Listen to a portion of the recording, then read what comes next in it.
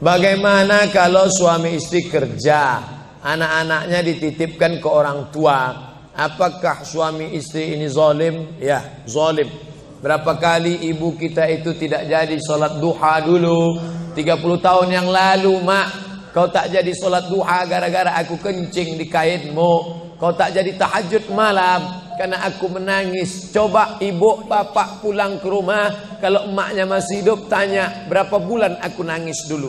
Ustaz sudah nanya, udah saya tanya emak saya. Mak, aku dulu nangis berapa bulan tiap malam? 7 bulan kau tak pernah berhenti menangis tiap malam. Itulah maka suara saya kuat ceramah. 7 bulan, asal sudah jam 6 sore, kau gas sampai azan subuh. Ganti-gantian kami mengendong. Jadi kita ini mesti kita tanya itu. Sekarang setelah anak kita besar, anak kita pula kita titipkan ke dia. Dia tidak pernah menolak cucu, karena tidak ada nenek tak sayang pada cucu. Kita yang berpikir kapan kita bahagiakan dia. Belikan kain, buatkan baju yang dia suka, apa yang dia senangi, berikan makanan. Mereka tidak minta banyak, yang mereka minta adalah kebahagiaan, kesenangan di hari tuanya. Itu saja. Jangan sampai kita menyesal setelah dia mati meninggal dunia, barulah menyesal. Berapa banyak WhatsApp masuk pesan ke saya, Ustaz, dulu saya cuek, saya tidak merasa perlu. Setelah dia meninggal barulah saya merasa anak durhaka, Pak Ustaz. Enggak saya balas WA-nya. Apa hukumnya bagi muslim berdiam jika ada kemaksiatan di depan matanya, padahal kita bisa menghentikannya, meminimalisirnya? Man ra'a minkum mungkaran, siapa di antara kalian yang melihat kemungkaran, falyughayyirhu biyadihi, robah dengan tangan. Dengan tanganmu kau robah. Tidak bisa dengan tangan, fabilisani, dengan lidah. Jangan minum khamar, jangan berzina.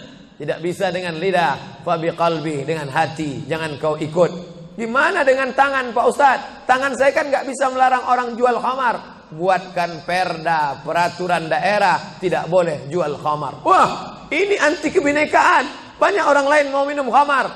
Pergi ke Papua, peraturan gubernur Papua, tidak boleh jual khamar di sembarang tempat. Bukan muslim mereka. Kenapa? Karena efeknya kalau sudah minum kelahi, tawuran, bunuh-bunuhan. Dan mereka ngerti itu. Padahal mereka, kau bukan saudaraku satu keyakinan, tapi kau saudaraku satu kebangsaan. Sama-sama menganggap, memahami bahwa khamar itu merusak otak akal manusia. Mau Hindu, mau Buddha, mau Kristen, mau Ortodok, mau Koptik, semuanya percaya bahwa ngelem itu tidak baik. Betul? Tunjukkan saya mana agama yang mengatakan boleh ngelem. Nggak ada. Oleh sebab itu maka cegah kemungkaran. Dengan apa? Dengan perda, peraturan daerah. Yang buat perda itu siapa? Yang buat perda itu siapa? DPR. Yang milih DPR siapa? Kita. Kapan kita milihnya? 2019. Allahu Akbar. Kalau begini banyak suara, begini banyak. Wah, politikus kalau sudah melihat orang banyak begini, beda dengan pedagang. Kalau pedagang melihat banyak, dia pikir ini untungnya berapa nih. Tapi kalau politikus melihat banyak, wah ini 2 kursi nih katanya. Oleh sebab itu ramaikan masjid, semangat sholat subuh berjamaah. Allahu Akbar. Ada hadis menyatakan sebaik-baik shop wanita di belakang. Tapi di sebagian masjid shop berjamaah wanita ada yang di sebelah dengan pria, dikasih pembatas. Mohon penjelasannya. Kenapa perempuan lebih baik di belakang? Karena tidak ada satir. Satir itu kain penutup hijab. Makanya perempuan lebih baik di belakang.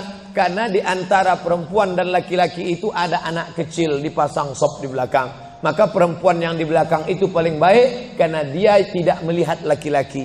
Laki-laki paling baik di depan karena dia tidak melihat perempuan. Sedangkan kalau ada temboknya, ada dindingnya, ada kainnya, bisa dibuat di samping Masjid Istiqlal, itu dibuat di samping kiri atau di atas. Masjid Hasan II di Casablanca, Maroko, itu dibuat di atas. Jadi yang menjadi illat sebab hukum dalam hadis itu bukan depan belakangnya, tapi dinding pembatasnya. Maka ada pembatas. Masjid ini sudah baik, bisa dibuat di atas, bisa dibuat di samping, dan kalau jamaah tidak banyak, dibuat di belakang, dibuat dengan tirai. Tirainya penutup sampai ke kepala. Karena ada juga tirai saya lihat hanya sampai ke pinggang. Itu nggak ada gunanya, karena orang tetap bisa melihat. Nah, ini masalah melihat.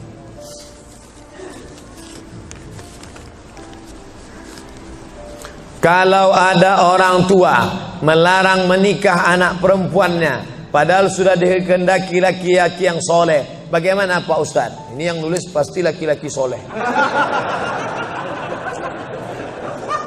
Idza ja'akum man tardawna dinahu, kalau datang ke rumah kamu laki-laki, agamanya baik, akhlaknya baik, fazawwijuhu, nikahkan dia.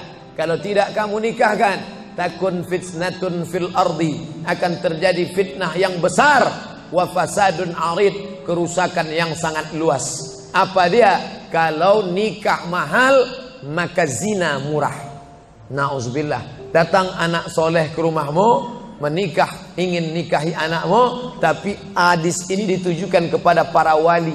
Wali itu 6: ayah, kakek, abang, adik, abang ayah, kakak ayah, adik ayah. Mereka lah yang berkuasa. Ini kenapa bisa perempuan? Perempuan tidak mengambil keputusan. Laki-laki meminta pendapat perempuan. Mama, gimana kalau anak kita ini dipinang si Anu, kita terima ya? Jangan. Aku tidak mau. Dia cuma pakai CB 100. Oleh sebab itu kau pandang dunia. Kalau kau pandang dunia, akhirat belum tentu dapat. Tapi kalau kau pandang akhirat, maka dunia akan bersimpuh di bawah tapak kakimu. Berapa banyak dulu laki-laki menikah susah. Ustadz Somad, kami dulu pertama menikah susah, makan sekali sehari, tempatnya pun tak ada. Ketika kami itu numpang, kalau kami bertamu ke rumah orang, orang tidak buka pintu karena dianggapnya kami akan minjam beras. Tapi hari ini luar biasa, punya hotel, perusahaan, karir, megah, mewah. Yang dulu sepele, jangan pernah menyepelekan orang, karena yang memberikan rezeki Allah. Innama amruhu idza arada syai'an ayaqula lahu kun. Ayah ibu saya sudah meninggal. Allahumma ighfir laha warhamha wa'afiha wa'fu anha. Amalan apa yang sebaiknya saya lakukan agar tetap berhati kepada ibu, berbakti pada ibu saya? Ibu saya semoga masuk surga. Amin. Yang pertama doa. Apa doanya? Rabbil firli wali walidayya warhamhuma kama rabbayani saghira. Allahumma ighfir laha warhamha wa'afiha wa'fu anha. Ya, enggak bisa bahasa Arab Pak Ustaz, bahasa Indonesia. Ya Allah, jauhkan emakku dari neraka jahanam, berikan dia kebaikan, jadikan kuburnya salah satu dari taman surgamu, jangan jadikan kuburnya salah satu lubang nerakamu, berikan dia ketenangan ya Allah, ampunkan segala silap salah dosanya ya Allah. Yang pertama. Yang kedua, baca Quran. Wa in khatimul Quran, yang paling afdal dibaca khatam Quran, 1 khatam. Untuk almarhumah emakku, aku hadiahkan pahala bacaan Quran sekhatam. Kalau tidak bisa 1 khatam, bacakan Yasin, hatinya Quran. Kalau tidak baca Yasin, jurus terakhir Ummul Quran, Al-Fatihah. Al-Fatihah pun tak bisa, mati aja lah. Yang ketiga, sedekah. Saat sayang betul dengan emaknya, lalu emaknya meninggal dunia, dia datang melapor kepada Nabi, ya Rasulullah, ummi matat, emakku sudah meninggal dunia, apa atasaddaqu anha, kalau aku bersedekah, apakah sedekahnya sampai ke almarhumah emakku? Kata Nabi, tasaddaq, bersedekahlah. Ayyu sadaqatu afdal, apa sedekah yang paling afdal? Kata Nabi, saqyul ma', memberi air minum. Yang paling afdal adalah memberi air minum. Karena di jazirah Arab susah membuat sumur bor, sedekah air minum. Tapi di Bekasi jangan lagi sedekah air, karena masjid kita sudah diapit 2 danau. Sampai-sampai nama masjid ini pun Masjid Al-Danau, Al-Qalam. Diapit 2 kolam. Nah, oleh sebab itu jangan lagi sedekah air. Sedekah apa? Sedekah AC, sedekah kipas angin, sedekah mikrofon, sedekah kamera, sedekah CCTV. Maka insya Allah mengalir pada almarhumah. Yang pertama doa, yang kedua baca Quran, yang ketiga sedekah, yang keempat kurban. Nanti mau hari raya kurban, ini 1 kambing untuk almarhumah emakku. Yang kelima haji. Kalau dia dulu belum haji, badal hajikan. Yang keenam, puasa. Mana tahu dulu ada puasanya, tinggal kita laksanakan puasa. Man mata, siapa yang mati, wa alaihi siyamun, punya utang puasa, shoma anhu waliyuhu, maka ahli warisnya melaksanakan puasa untuknya. Bolehkah di sujud akhir kita berdoa dengan doa yang ada dalam Quran? Aqrabu ma yakunul abdu min rabbih wa huwa sajid. Seorang hamba paling dekat dengan Allah bukan di Makkah. Saya merasa dekat betul dengan Allah ketika di Ka'bah, Pak Ustaz. Lalu bagaimana dengan orang miskin yang tak punya duit untuk ke Makkah? Maka orang paling dekat dengan Allah wa huwa sajid, waktu sujud terakhir. Fa'kthiru fihi du'a, perbanyaklah doa di sujud terakhir, tapi jangan bahasa Indonesia. Karena kalau dia ucapkan ya Allah tolong aku, batal salatnya. Pakai bahasa Arab. Kalau nggak bisa bahasa Arab, dalam hati saja. Berapa lama sujud terakhir itu?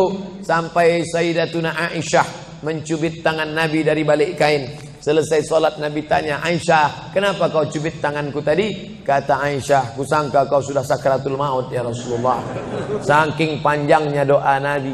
Sementara kita yang belum ada apa-apanya, yang status belum jelas, cepat betul sujudnya, macam stempel kertas. Kenapa cepat betul sujud? Sujudlah lama. Bagus sujud lama, membantu turunnya darah menyembur dari jantung ke otak. Karena kalau oksigen kurang bisa kena stroke ringan. Sujud lama-lama, bernapas, jangan tahan napas, bernapas. Itu maka karpet jangan bau. Itu maka tak boleh tidur telungkup di masjid. Tidur telungkup ngences pas tempat orang sujud. Bangkit sujud pitam pingsan mak. Nah, ini penting. Lalu kemudian kalau dibaca dalam doa sujud itu ayat Quran boleh? Tak boleh. Karena Quran itu tinggi, sedangkan sujud itu rendah. Tak boleh yang tinggi diletakkan di rendah. Tapi kalau doa boleh. Begitu juga dengan perempuan halangan. Tak boleh baca Quran. Tapi kalau ayat Quran itu doa boleh. Contoh, Subhanalladzi sakhkhara lana hadza wa ma kunna lahu muqrinin wa inna ila rabbina lamunqalibun. Itu kan ayat Quran. Tapi ketika dibaca naik kendaraan boleh. Maka kalau ayat Quran bunyinya doa boleh. Mana? Rabbana atina fid dunya hasanah wa fil akhirati hasanah wa qina adzabannar. Itu doa, boleh dibaca. Saya seorang kepala rumah tangga, tinggal di rumah milik mertua. Sebagai kepala rumah tangga, apakah saya belum menunaikan kewajiban sebagai suami untuk membeli rumah tinggal buat keluarga? Ada ideal, ada darurat. Idealnya kau punya rumah. Karena kewajibanmu hai kepala rumah tangga laki-laki ada 5. Kasih makan, kasih pakaian, kasih tempat tinggal, kasih pendidikan, kasih perhatian. Itulah kewajibanmu sebagai laki-laki. Beri makan, beri pakaian, beri tempat tinggal, beri pendidikan, beri perhatian anak dan istrimu. Tapi kalau kau tidak bisa, maka mertuamu baik, maka tinggallah di sana. Ya tidak apa-apa. Cuman kita tahu bagaimana bersikap sebagai seorang menantu, bagaimana dengan saudara-saudara ipar, bagaimana dengan mertua. Nah ini kebetulan mertuanya baik. Alhamdulillah. Bersyukurlah bapak-bapak yang dapat mertua baik. Persiapan apa yang diperlukan dalam memasuki umur 40 tahun? Enggak ada nunggu 40. Karena malaikat datang tak nunggu 40. Anak muda hafal 29 juz, tinggal 1 juz lagi. Mandi di sungai, terpeleset batu, mati. Anak muda. Orang tua sudah 70 tahun diponis dokter mati. Saya sudah diponis dokter katanya 3 bulan Pak Ustaz. Sudah berapa bulan Pak? Udah tahun setengah, enggak mati-mati. Jangan terlalu yakin dan percaya kepada kata manusia. Tapi saya tetap berobat ke dokter. Saya tetap berobat ke rumah sakit. Tapi masalah keimanan, maka itu yang di atas. Innama amruhu idza arada syai'an ayakula lahu kun. Kalau sudah berumur 40, hati tak juga terbuka, tak juga tobat, tak juga insaf, na'udzubillah, dikhawatirkan tertutup pintu hati. Musibah bukan sakit, musibah bukan miskin, musibah tertutup pintu hati. Khatamallahu ala qulubihim wa ala sam'ihim wa ala absarihim. Makin tua makin menjadi-jadi, tak salat, tak puasa, tak berzakat, akhirnya mati dalam keadaan sakau, mati dalam keadaan dilokalisasi, Sudah jelas umur 70 tahun, tetap juga mau berzina, nafsu ada, tenaga tak ada, dimakan Viagra 1 botol. Sama macam cup 70 diisi minyak pesawat, meletup, bam. Bagaimana hukumnya kalau sedang sa'i baca Mars, Banser, dan membacakan teks Pancasila yang videonya sekarang sedang viral? Ini memancing saya supaya orang bully saya aja. Saya dibully orang tuh biasa, tak masalah. Sebenarnya saya kasihan jamaah. Tolonglah Ustaz, jangan kontroversial lagi. Capek kami dibully ini. Nah, jamaah ini tak tahan, kasihan saya dengan jamaah. Jadi dalam masalah ini saya mengutip jawaban dari Kiai Nahdlatul Ulama yang sudah share membuat tulisan tentang beberapa terkait masalah membaca. Balik sajalah kepada zikir yang maksur yang diajarkan Nabi Muhammad sallallahu alaihi wasallam. Mau nanya apa Ustaz? Kita hidup untuk apa dan mati untuk siapa? Itulah yang sudah dibahas tadi.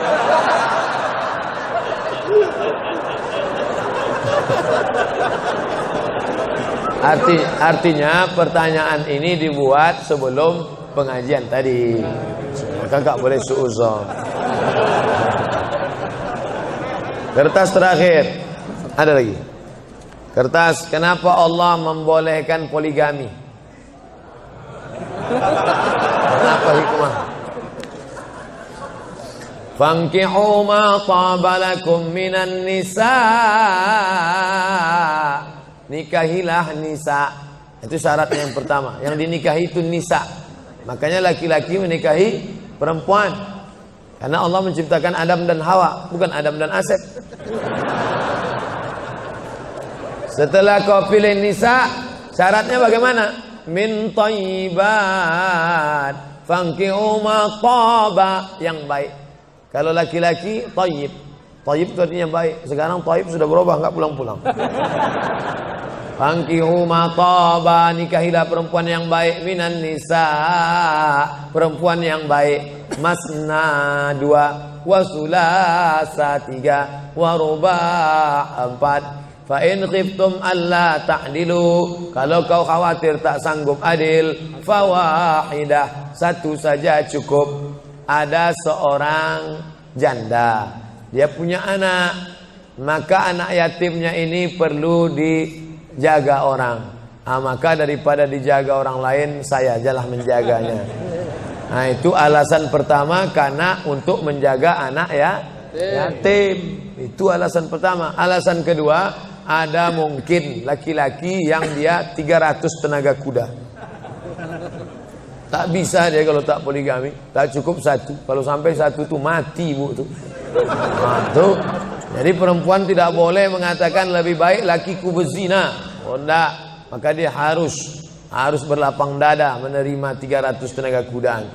Yang ketiga, untuk menghibur. Nabi Muhammad itu 25 tahun monogami, istrinya cuma 1, Khadijah saja.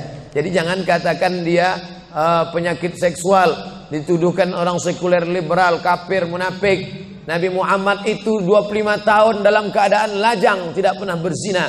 Mereka menggelar dia Al-Amin. 25 tahun dalam keadaan istri 1, Khadijah. Setelah 50 tahun barulah dia menikahi beberapa perempuan dengan alasan karena suaminya mati perang, kalau dia dalam keadaan terluka, dengan alasan karena untuk mendekatkan hubungan dakwah kesukuan. Kalau dinikahi anaknya, maka suku itu akan menjadi tunduk, dengan alasan banyak. Nah, itu jadi bukan hawa nafsu, karena 50 tahun dia mampu mengontrol hawa nafsunya. Di akhir hayatnya, ini adalah ujian bagi umat Nabi Muhammad sallallahu alaihi wasallam. Jadi simpelnya, kalau kita naik pesawat, kata pramugari, ada pintu normal sebelah kanan. Ladies and gentlemen, all of our passenger, seluruh penumpang, sebelah kanan pintu naik dan turun. Tapi bila terjadi pesawat meledak, atau masuk jurang, atau meletup, ini emergency door, ini boleh dibuka. Nah, jadi kalau mau buka itu, bukalah. Bagaimana wirid zikir setelah sholat Jumat? Habis sholat Jumat dengan habis sholat yang lain tak ada bedanya. Astaghfirullahaladzim, astaghfirullahaladzim, astaghfirullahaladzim. La ilaha illallah wa la syarikalah lahul mulku wa lahul hamdu wa yuhyi wa yumiitu wa huwa ala kulli syai'in qadir. Allahumma antas salam wa minkas salam. Subhanallah, subhanallah, alhamdulillah, alhamdulillah, Allahu akbar, Allahu akbar. Kalau mau ditambah la ilaha illallah, afdalul dzikri la ilaha illallah. Dalam hadis afdalul dzikri la ilaha illallah. Ditambah orang afdalul dzikri fa'lam. Fa'lam itu dari Al-Qur'an, fa'lam annahu la ilaha. Tapi bunyi hadis di Indragiri Ilir ada beberapa daerah menggunakan ayat 7, Al-Fatihah 7, Al-Falaq 7, An-Nas 7. Bagaimana status wirid? Apa boleh diamalkan Pak Ustaz? Ada namanya mujarrab. Mujarrab itu diambil dari kata jarraba yujarribu, artinya dicoba. Ada orang dapat ilham lalu dicobakannya. Dapat ilham dia, baca Fatihah 7 kali, Qul huwallah 3 kali, Al-Falaq sekali, An-Nas sekali. Setelah dia dapat ilham itu dicobakannya, manjur, maka disebut dia dengan mujarrab. Dari kata jarraba yujarribu, mujarrab. Alhamdulillah doa ini mujarab nih. Mujarrab. Kenapa ya orang kita nyebut mujarrab, jadi mujarab, mujarab. Artinya udah dicobakan berhasil. Guru saya namanya Syekh Umar Al-Ma'ruf Ali waktu di Sudan. Saya datang ke rumah dia. Waktu saya pertama datang, saya bawa madu, saya bawa minyak zaitun, saya bawa oleh-oleh dari Indonesia. Kata dia, tak boleh. Kita biasa ngasih hadiah ke guru kan biasa. Kata dia tak boleh. Kenapa tak boleh Syekh? Setelah sidang baru boleh ada komunikasi. Karena kalau dari awal sudah begini, hatiku nanti rusak. Ini yang tak ada di dosen Indonesia. Jadi setelah sidang semua selesai, diundangnya saya di rumahnya, dipotongkannya kambing. Datanglah orang sakit. Jadi banyak orang sakit datang. Abdul Somad, sekarang kau yang mengobati orang ini. Aku tak bisa, saya bilang. Ku kasih kau ijazah. Al-Fatihah 7 kali, Qul huwallah 3 kali, Al-Falaq sekali, An-Nas sekali. Kau bacakan ke dia. Kalau ada air, bacakan air. Ini ku dapat dari guruku, kata dia. Itu namanya mujarrab. Gurunya dapat ilham sampai ke guru saya, lalu ke saya ijazahkan ke antum. Ajaztukum, ku ijazahkan. Ada nanti balik antum ke kampung. Balik ke kampung, datang orang susah melahirkan, susah jodoh, sakit, demam, bawakannya air. Tolonglah bacakan doa nih Ustadz. Terus antum bilang, mohon maaf, saya dari Fakultas Sosial dan Ilmu Politik. Gak bisa antum tolak begitu. Antum bacakan Fatihah 7 kali, Al-Falaq, Qul huwallah 3 kali, Al-Falaq sekali, An-Nas sekali. Kuriwayatkan dari Ustadz Abdul Somad, Ustadz Abdul Somad dari Syekh Umar Al-Ma'ruf Ali. Kalau riwayat sholat, ya pakai ambil dari hadis-hadis Nabi Muhammad SAW. Bagaimana cara berbakti ke orang tua yang sudah tua renta, selalu suka sumpah serapah? Terkadang saya merasa yang saya lakukan sudah betul, tapi tetap salah. Bagaimana sumpah orang tua ini? Karena saya sering menangis dengan sumpah.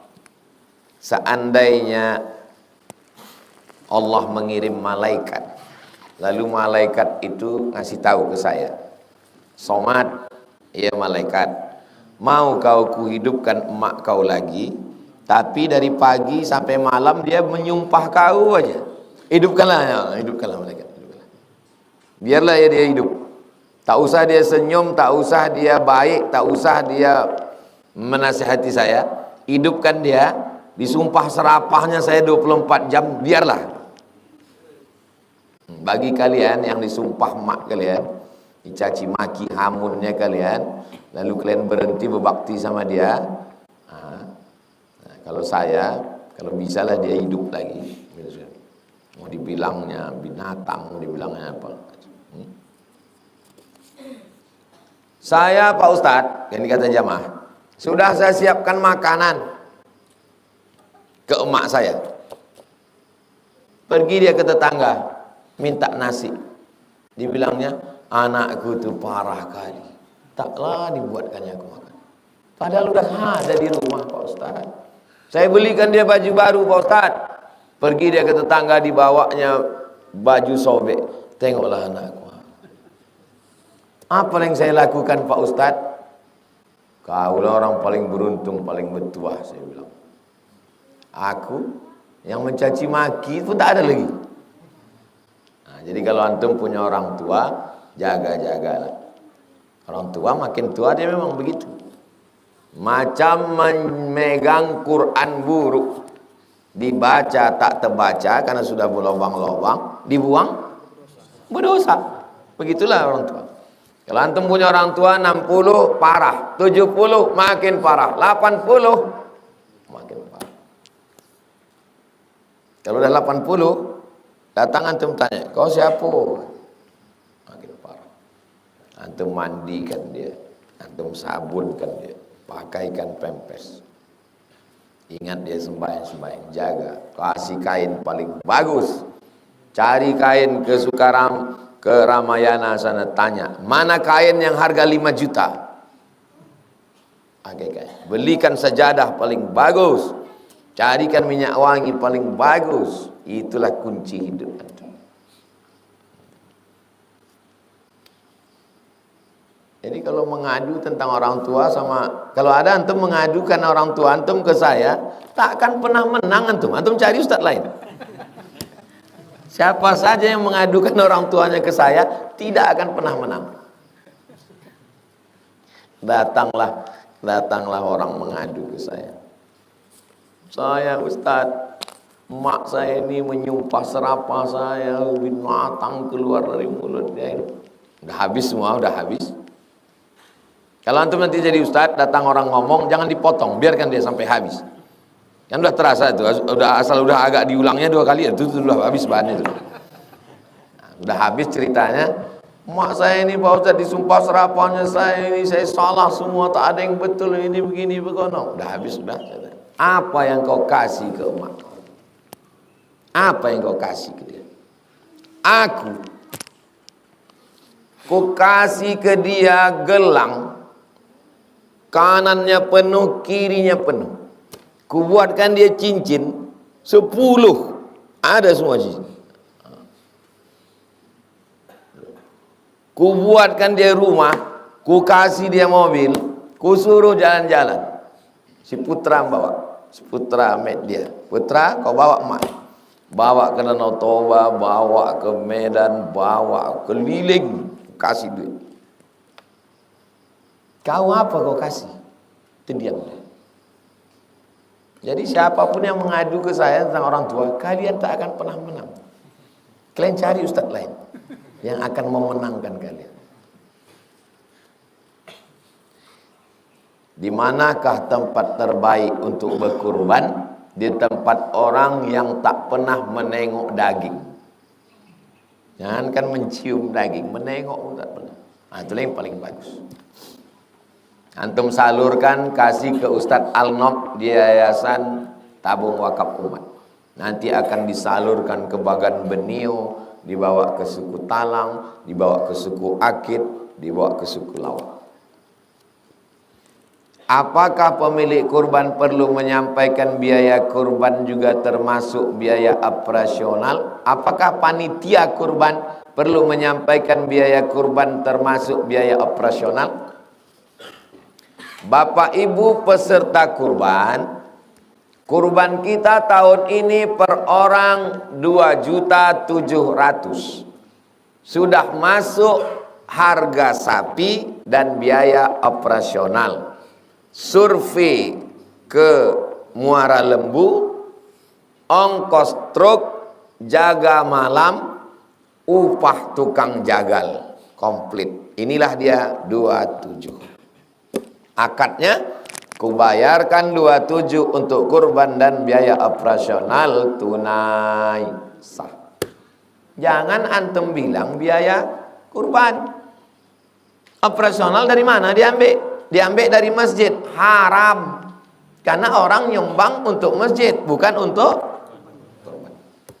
Ambil 2,5. Terus biaya jaga malamnya, biaya surveinya, biaya sapi dari Muara Lembu kemari. Memang kau bawa jalan sapi itu kemari? Sampai kemari kan tak langsung dipotong, jaga malam. Uang kopi orang itu dari mana duitnya? Dikutip lagi, 2 kali kerja, bahaya. Saya terima 2,7, kalau duit berlebih kami balikkan. Akadnya mesti benar dari awal. Antum yang terlibat nanti, yang tak hadir, yang semua terlibat panitia-panitia kurban, maka akadnya buat 2,7 untuk kurban dan biaya operasional tunai, sah. Jelas?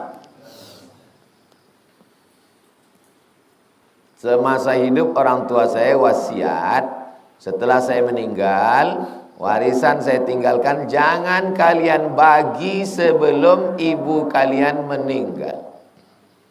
Yang saya tanyakan, mana yang saya dulukan kerjakan? Wasiat pembagian warisan, karena orang tua sudah meninggal, ibu masih hidup. La ta'ata li makhluqin fi maksiatil khaliq. Tidak ada ketaatan kepada makhluk menyebabkan maksiat kepada Khalik. Taat kepada makhluk menyebabkan maksiat kepada Khalik. Tak bisa. Harta warisan mesti dibagi. Kalau gitu ayah kami ini salah. Ayah kalian tak salah. Kalian salah paham. Kenapa ayah tak mengatakan tak boleh bagi wasiat? Dia takut kalau kalian bagi, kalian usir mak kalian nih. Kalian letakkan jadi panti jompo. Jadi teknis yang benar bagaimana? Habis meninggal orang tua, duduk.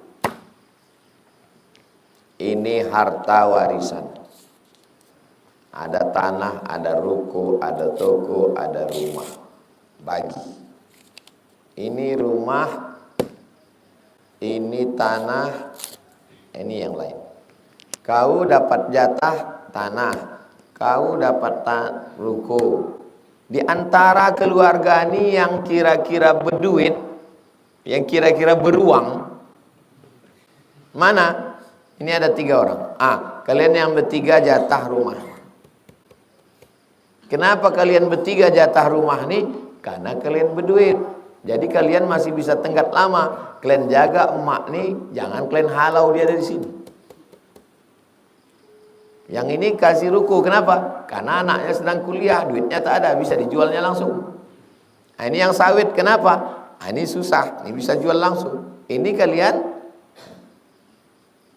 cari yang mana yang agak longgar dia, supaya dia jatah dia ada di sini. Tunggu mak meninggal, baru jual rumah induk nih. Begitu teknisnya, bukan harta warisan langsung bagi, ini kau, ini kau, ini kau, ini kau. Habis itu bilang, mak tak dapat jatah lagi di sini. Jadi mak, mohon maaf kami pindahkanlah ke panti jompo, neraka jahanam untuk kalian. Jadi solusi jalan tengah adalah tetap dibagi karena melaksanakan perintah Allah. Orang meninggal, harta warisannya dibagi. Karena kalau tak dibagi, iya kalau mak ini duluan meninggal, kalau anaknya duluan meninggal, munculkan masalah baru. Menyimpan harta warisan sama dengan menyimpan bom yang akan meledak. Pam. Makanya ayat yang paling detail dalam Quran bukan ayat sholat, bukan ayat puasa, bukan ayat haji, tapi ayat tentang harta warisan. Begitu cara teknisnya. Tak ada sawit, tak ada ruko Pak Ustadz. Cuman sepetak rumah aja. Bagaimana caranya? Duduk. Jatah kau sekian, jatah kau sekian, jatah kau sekian. Rumah ini harganya 1 miliar, jatah kau setengah 500 juta, jatah kau seperempat 250, jatah mak seperlapan 125. Tapi rumah ini tetap kita ini. Mak tetap di sini. Nanti kalau mak meninggal baru kita jual. Ini surat hasil rapat pembagian warisan. Jatah kau 500, jatah kau 250, jatah mak 125. Tak bisa Pak Ustadz, karena mesti juga kami jual. Jual, belikan rumah baru yang kira-kira cukup untuk dia, untuk keluarga. Bagus sekali lah. Iqaban, Allah menurunkan hukuman kepada kamu. Dosa besar. Kata Imam Abu Ali Ad-Daqqaq, as-sakitu 'anil haq setan akhras. Orang yang diam melihat kemungkaran, setan bisu. Sudah setan? Imam Abu Ali Ad-Daqqaq, dikutip oleh Imam Nawawi dalam kitab Syarah Sahih Muslim. As-sakitu 'anil haq setan akhras. Orang yang diam melihat kemungkaran, setan bisu. Bagaimana ulama yang diam ketika melihat penguasa zalim? Justru dia menyuruh umat agar bersabar saja. Apakah kita masih harus mengikutinya? Apakah ulama itu menanggung dosa? Nah, ini untuk memancing anak ini. Antum mau anak jawab, habis itu anak jawab, anak saya pun diserang orang. Pandai pula macam-macam. Ustaz lain bisa antum pancing, saya tak bisa. Saya ini udah masak. Sampai keluar PNS, sampai tak bisa keluar negeri, sampai keluar PNS, sampai dibuli, dimusuhi, dihalau, diusir, radikal, anti kebinekaan, dipotong orang. Terakhir Sintang, darah ayam untuk nakut-nakuti saya. Jangan, saya tak usah kalian pancing-pancing lagi.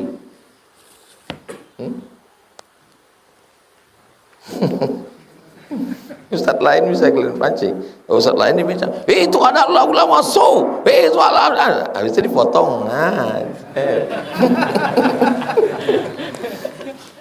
Ya ini udah masak di sini dah.